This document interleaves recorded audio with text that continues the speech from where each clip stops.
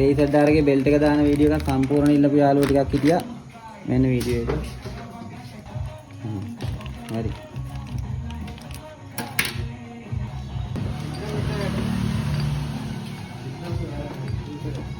මෙන්න මේක මේ ගොඩක් සෙට් පැටෙන්නම හැරිලා ඒකින්ද අපි අල්ට රෝලර් හබ් එක අමාරු කරගත්තා. රෝලර් ටිකේ පැත්තක් තියෙනවා.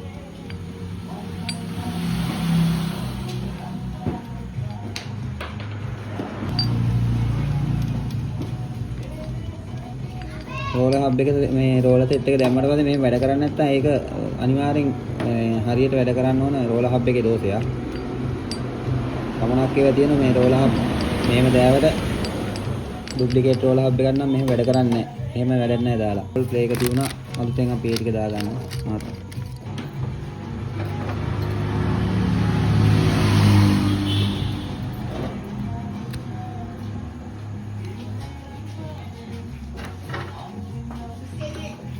මේ කටේ ප්ලේ එක තියෙනකොට ශබ්ද බද්ද එනවා.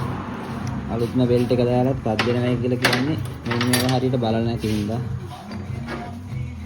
මේ ඔක්කොම අලුතෙන් දාවත් මේකේ ප්ලේ එක තිබුණා බිඳුවක් හරි මෙන්න මේ කටවල ප්ලේ එක තිබුණා ශබ්ද බද්ද ඇහෙනවා. ඒක ප්ලේ තියෙන්න බෑ. ලාවට ග්‍රීස් පොඩ්ඩක් දාගන්න නැත්නම් බෙල්ට් එක පැත්තට එනවා නැත්නම් රෝලර් සෙට් එකට හානි වෙනවා.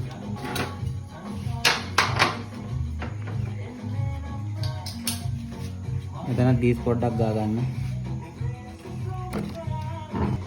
ගොඩක් නෙමෙයි.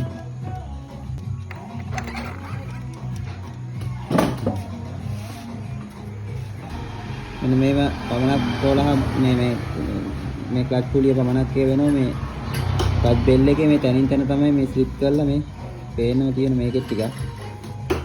ඊයේ ගලෝප එකක් තිබුණා මේ ගන්නම දෙයක් නැති එක අපි ගානට හදලා දැම්මා. ඊට මේක හදාගන්න ලේසි ක්‍රමයක් තියෙනවා. මේ රෝදේ හයි කරලා තියෙන වෙලාවක දාගන්න මෙහෙම මේකට දාගෙන රෝදේ කරකවන ගමන් මේ වැඩි කර ගලක් අරගෙන එක විදියක් වෙන මේක පොඩ්ඩක් පේස් කරගන්න.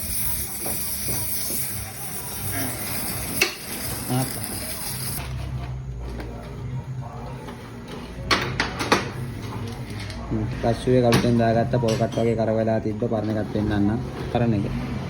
ඊයේ පෙන්නුවා ආදෙන්න. මේක මේ කරවලා තියෙන්නේ මේක කාලයක් වෙන කස්සු එක. ඒකම ඔරිජිනල්ව දාගන්න ලෝකල් ඒවා දාන්න එපා. මේකම තියෙන ඩුප්ලිකේට් ඒවා.